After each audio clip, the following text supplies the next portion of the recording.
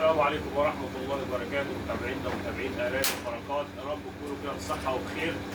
النهارده يا جماعة هنتكلم كلمتين كده على السريع، وهم على تحويل اللحم.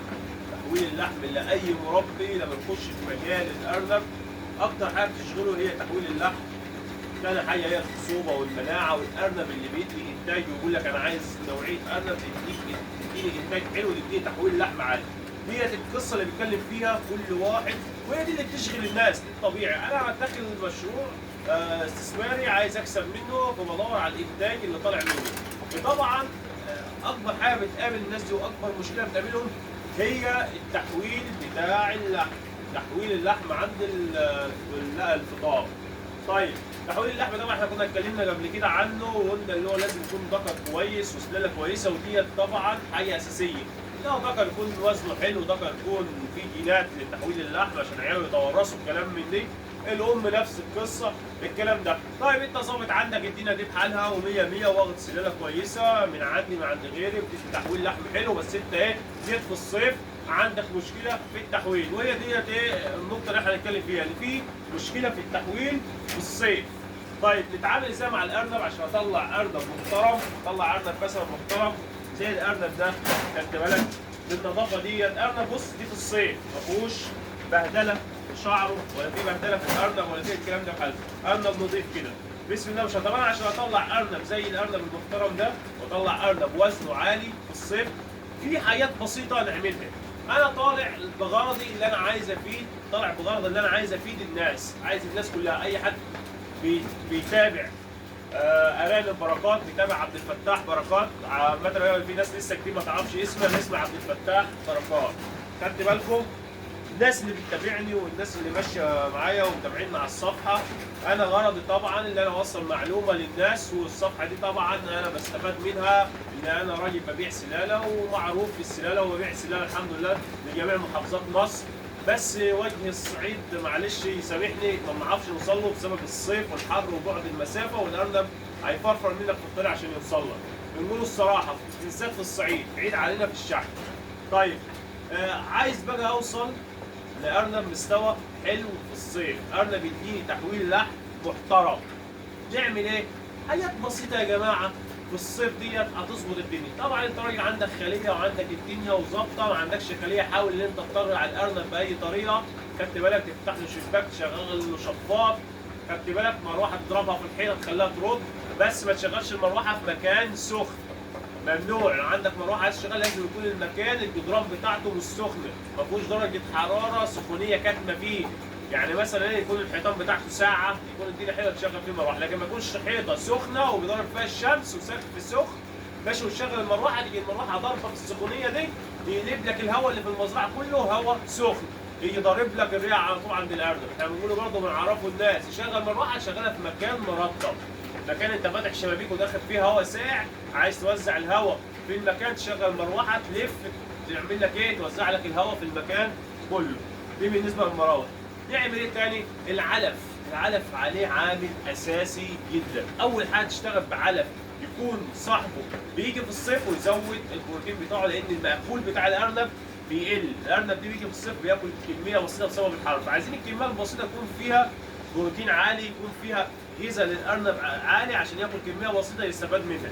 طيب بالنسبه بقى نعمل ايه تاني؟ هنعمل تاني ان احنا ناكل الارنب دي بلدي، ناكله بدري. وظف كده هناكله بدري. بدري ازاي؟ يبقى بعيد عن فتره الحراره خالص. نيجي ماسك الارنب ده ساعة نصلي الفجر كده وربنا يكرمنا كده ونصلي الفجر، ونيجي جاي بعد صلاة الفجر على طول مباشرة والجو لسه مرطب والشبابيك بتاعتي مفتوحة مدخلة كده رطوبة حلوة كده على الأرنب، الخلايا بتاعتي شغالة بتدخل رطوبة حسب بقى ما أنت بتشتغل خلايا أو شفاط أو شبابيك أو الكلام ده كله. نيجي ساعة الفجر كده يكون الأرنب بقى مرطب وجاهز لإيه؟ للشغل اللي هو ياكل ويتحرك ويتنطط. نيجي بقى في الوقت دي كده ونأكل الأرنب. نأكل الأرنب في الوقت إيه؟ اللي هو بتاع الفجر.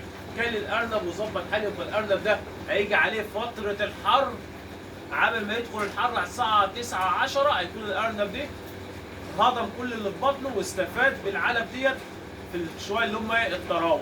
يبقى الارنب دي ما يحصلوش اجهاد حراري، العلف اللي هو كله يكون هضم واستفاد بيه، ما يحصلوش اي مشاكل معويه بسبب الحر وبسبب العلف. كده يبقى ايه؟ اكلنا بدري وظبطنا حالنا والارنب استفاد من العلف. نيجي بالوجبه الثانيه ناكلها امتى؟ ناكلها كده على متخيل المغرب، خدت بالك؟ يعني المغرب كان يبتدي ناكله ده يكون ايه؟ الدنيا مرطبه، ياخد الليل كله ينجنج فيها لغايه الفجر، هيكون برضو الجو ايه؟ لطف، يعني هيكون الجو بيبقى حر في النهار، بيجي الجو كده ساعه المغربيه كده الجو ايه؟ بيرطب ويبقى حلو شويه، الارنب هيدوس وياكل، هيكون ياكل لغايه الفجر، وياخد وجبه الفجر ده ياكلها لغايه الساعه 6 7، خدت بالك؟ 8 هيكون مخلص عليها وهاضمها ومظبط دنيته. بس حاجات بسيطه، حاجات بسيطه يا جماعه بتفرق جامد في تحويل اللحم. الناس اللي بتقول لك احنا مش عارفين نتعامل في الحر، انت لو ما عرفتش تتعامل في الحر يبقى مش هتعرف تربي ارنب. هي دي اصعب فتره، فتره الحر. اذا بقيت مربي شاطر ومربي عرفت ازاي تعدي من مشاكل الصيف، وازاي تخلي الارنب يحول معاك في الصيف، وتخلي الارنب صحته كويسه وما يحصلوش اي اجهاد حراري في الصيف، انت كده الراجل معلم في تربيه الارانب. لكن ما تجيش في الصيف وما تعرفش تعمل اي حاجه ونروح نصفه في الصيف ونرجع نشتغل تاني في الشتاء عشان الصيف مشاكله بياما. لا دي الموسم بتاع الصيف دي، الموسم دي بيبقى اللحم رافع فيه، لو طلعت انتاج لحم فيه اللحم بيبقى حلو. الكيلو اللحم دلوقتي بكام؟ ب 115 جنيه، خدت بالك؟ 115 وبيرفع، والفترة الجاية ده هيوصل ل 130 جنيه كمان، هيوصل ل 130 جنيه الفترة اللي جاية دي، لأن مفيش أرنب، السوق مضروب، والناس اللي ما عندهاش خلية والناس اللي ما كانش عندها خبرة الارانب انضربت عندها والموسم انضرب عندها، فيبتدي الارنب يرفع، اللي واقف على حيله وهو اللي قادر يربي ارنب ويطلع ارنب يتحرك. الارنب زي ما انتم لو الكاميرا جايباه بيتحرك في الصيف، احنا بالليل دلوقتي، خدت بالكم؟ ليه مشغل الشفاطات وسايب الخليه مفتوحه مش حاطط عليها اي حاجه، وسايب سن الشباك مفتوح يدخل رطوبه كده حلوه للارنب كده عن الشلال. بس معلومات بسيطه يا جماعه هتظبط معاكم الدنيا، هتروق معاكم الدنيا. طبعا مش عايزكم تنسوا الصفحه بتاعتنا في المتابعه، ما تنسوهاش في اللايك. الصفحه يا جماعه محتاجه دعم منكم، فضلا منكم وليس امرا، خدتوا بالكم؟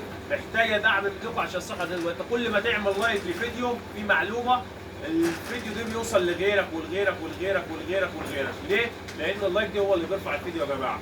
المتابعه بترفع طبعا القناه، الصفحه. فاحنا طبعا لازم نتابع بعض، لازم نهتم شويه بصفحتنا عشان تكبر، اوصل لك كل جديد من عندي، اكلمك على طول معلومات جديده. ليه؟ انت كده بتشجعني، خدتوا بالكم؟ لان الصفحه زي ما قلت لكم انا عايزها تكبر، عايز يبقى لها اسم عالي عن كده بفضل الله ثم فضلكم انتم. ماشي يا جماعه، وحبيت اشكر كل متابعين بركات، كل متابعين ارانب عبد الفتاح بركات، بشكرهم بجد والله وبحبكم بالله يا جماعه، قسما بالله بحبكم بالله من غير اي حاجه.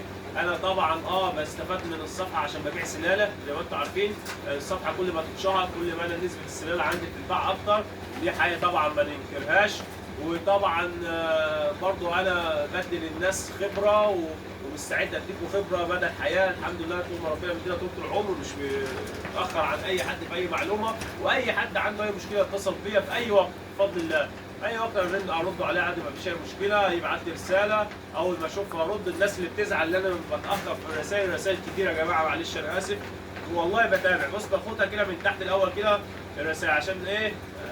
في ناس بتبقى مثلا بعد رساله بقى لها يوم، بقى لها 2، ممكن ارد عليها ثاني يوم، ممكن ارد عليها ثالث يوم بسبب ضغط الرسائل. بس يا جماعه معلش انا اسف، لكن برد على الناس كلها والله، كل اللي بيديني، كل اللي بيكلمني على اي حاجه، حتى الناس بتوع الصعيد بحالهم بيبقوا كاتبين في رساله انا من جنة، انا من سوهاج، انا من الاقصر، انا من اسوان، برد عليهم. لو واحد تاني هيجاهل الكلام ديت، لكن لا والله برد عليهم بقول لهم معلش المكان بعيد عليا مش هقدر اشحن لكم في المكان ده. لو عايز معلومه بفيده بالمعلومه، عايز سلاله بعرفه اللي انا بعيد عنه، اللي انا في البحيره مش هعرف اوصل له.